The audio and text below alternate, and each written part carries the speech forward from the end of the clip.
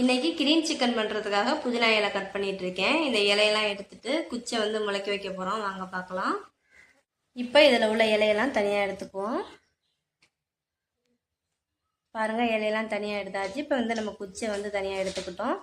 பாருங்கள், நம்ம முளைக்க வைக்கிறாந்தா இதே மாதிரி தாங்க எடுக்கணும். ஒரு 4 இலையை மேலே விட்டுட்டு நம்ம இலையை மட்டும் தனியாக எடுத்துக்கணுங்க.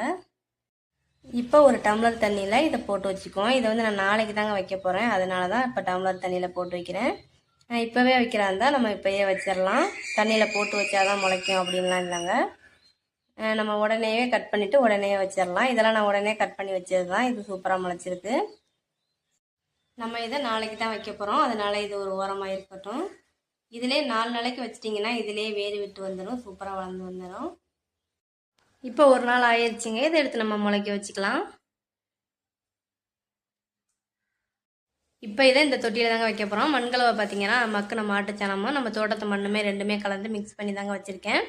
இதில் வந்து நான் கோகோ பீட்லாம் எதுவுமே நான் கலக்கலை. இப்போ வந்து இதே மாதிரி ஒன்று ஒன்றா ஊண்டி வச்சுக்கலாம். ஏற்கனவே நான் புதினா இலை கட் பண்ணும்போது ஒன்று முளைக்க வச்சுருந்தேன். அதுவுமே சூப்பராக முளைச்சிருக்குங்க.